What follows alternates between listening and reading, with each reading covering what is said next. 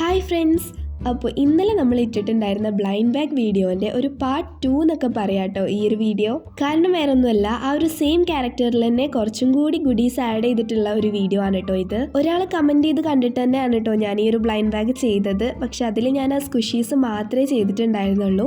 അപ്പോൾ ആൾ പറഞ്ഞിട്ടുണ്ടായിരുന്നു കുറച്ചും കൂടി ഐറ്റംസ് ഒക്കെ ആഡ് ചെയ്യായിരുന്നു എന്നുള്ളത്. എന്നാൽ പിന്നെ ഞാൻ കുറച്ച് ഐറ്റംസ് ആഡ് ചെയ്യാമെന്ന് വിചാരിച്ചു. ബ്ലൈൻഡ് ബാഗിൻ്റെ അധികം അൺബോക്സിങ് വീഡിയോയിലും ഞാൻ സ്ക്വിഷീസ് മാത്രമായിരുന്നു കണ്ടത് കേട്ടോ. അതുകൊണ്ടാണ് ഞാൻ അങ്ങനെ ചെയ്തത്. എന്നാൽ പിന്നെ നമുക്ക് കുറച്ചും കൂടി ഐറ്റംസ് ആഡ് ചെയ്യാമെന്ന് വിചാരിച്ചു. അങ്ങനെ കാര്യമായിട്ടൊന്നുമില്ല, ഒരു 3-4 ഐറ്റംസ് ഞാൻ എക്സ്ട്രാ വെച്ചിട്ടുണ്ട്. അപ്പോൾ ആദ്യം നമുക്കൊരു കീ ചെയിൻ ചെയ്യാമെന്നാട്ടോ വിചാരിക്കുന്നത്. ഞാൻ ഫോം ബോർഡാണ് അതിനായിട്ട് യൂസ് ചെയ്യുന്നത്. നിങ്ങൾക്കിതിന് പകരമായിട്ട് കാർഡ്ബോർഡ് പീസ് ആണെങ്കിലും യൂസ് ചെയ്യാം. ഇനി അതിൽ ഞാനൊരു സ്കള്ള് പോലത്തെ ഒരു സാധനമാണ് കേട്ടോ വരയ്ക്കുന്നത്. നിങ്ങൾക്ക് ഇഷ്ടമുള്ള ക്യാരക്ടേഴ്സ് പിൻട്രസ്റ്റിൽ സെർച്ച് ചെയ്യുമ്പോൾ അതിൻ്റെ റിലേറ്റഡ് ആയിട്ടുള്ള കുറേ പിക്ചേഴ്സ് കിട്ടും കേട്ടോ. ഞാൻ ക്യൂറോമിന്ന് സെർച്ച് ചെയ്തപ്പോൾ എനിക്ക് കിട്ടിയൊരു പിക്ചറായിരുന്നു ഇത്. അത് വെച്ചിട്ടാണ് കേട്ടോ ഞാൻ ചെയ്യുന്നത്.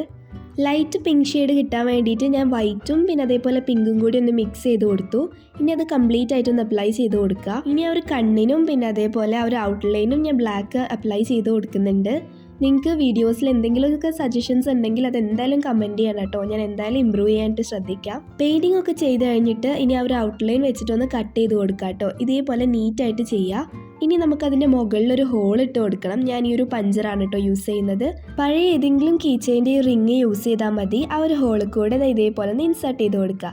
അപ്പം നമ്മുടെ ക്യൂട്ട് കീ ചെയിൻ ഇവിടെ റെഡി ആയിട്ടുണ്ട്. ഇനി ഞാൻ ചെയ്യാൻ പോകുന്നത് നെയിൽസ് ആണ് കേട്ടോ. നെയിൽസ് നല്ല ഇതിന് പറയാം, പക്ഷെ എന്നാലും നെയിൽസ് പോലത്തെ ഒരു ഐറ്റം ആണ് ഉണ്ടാക്കുന്നത്. ഒന്നുമില്ല, ഇത് ചെയ്യാൻ വളരെ സിമ്പിളാണ് കേട്ടോ. നമ്മൾ ഈ ഒരു കോണൊക്കെ ചെയ്യുന്ന പോലെ ജസ്റ്റ് ഒരു പേപ്പർ എടുത്തിട്ട് ഇതേപോലെ ഒന്ന് ട്വിസ്റ്റ് ചെയ്ത് കൊടുക്കുക. എന്നിട്ട് അതിൻ്റെ എൻസിലായിട്ട് സെല്ലോ ടേപ്പ് ഒന്ന് സ്റ്റിക്ക് ചെയ്ത് കൊടുക്കുക കേട്ടോ. ഇനി അതിൻ്റെ നമുക്ക് ആവശ്യത്തിനനുസരിച്ചിട്ട് ഒന്ന് കട്ട് ചെയ്ത് കൊടുക്കുക. അപ്പോൾ ഇതേപോലെ നമുക്ക് ഫിംഗറിൽ ഇടാൻ പറ്റും. ഞാനിങ്ങനെ 5 ഫിംഗേഴ്സിനാണ് കേട്ടോ ചെയ്തത്. നിങ്ങൾക്ക് ഇത് 10 ഫിംഗേഴ്സിനായാലും ചെയ്ത് കൊടുക്കാം. അപ്പോൾ നമ്മൾ ഈ ഒരു ASMR അൺബോക്സിംഗ് ഒക്കെ ചെയ്യുമ്പോൾ നല്ല രസമായിരിക്കും ഇതൊക്കെ ഇട്ടിട്ട് ചെയ്യുകയാണെങ്കിൽ. ഇനി നമുക്ക് ഇതിനൊരു ബോർഡിലൊന്ന് ഫിക്സ് ചെയ്ത് കൊടുക്കാം കേട്ടോ. അപ്പോൾ ഞാൻ ഈ ഒരു നാനോ ടേപ്പ്, നമ്മുടെ ഒരു ക്ലിയർ ടേപ്പാണ് കേട്ടോ യൂസ് ചെയ്യുന്നത്.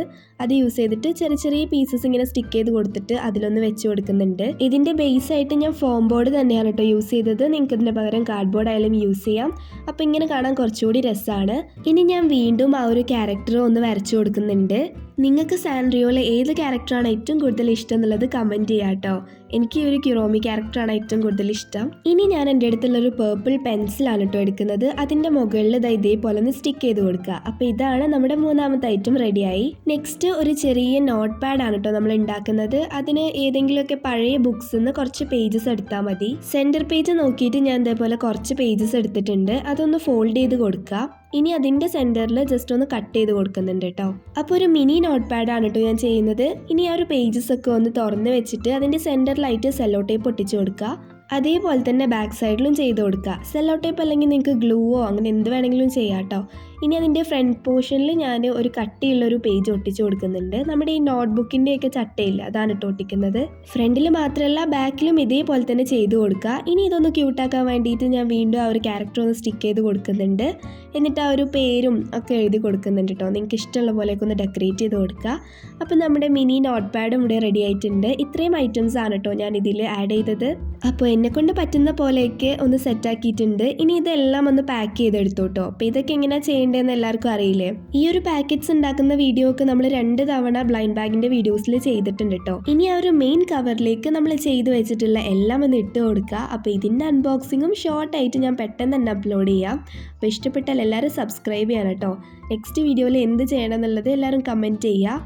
ആര്യ, ഫിദ, പ്രതുല്യ ഇവർക്ക് എൻ്റെ വക ഒരു ബിഗ് ഹായ്. അപ്പോൾ നെക്സ്റ്റ് വീഡിയോയിൽ കാണാം. ബൈ.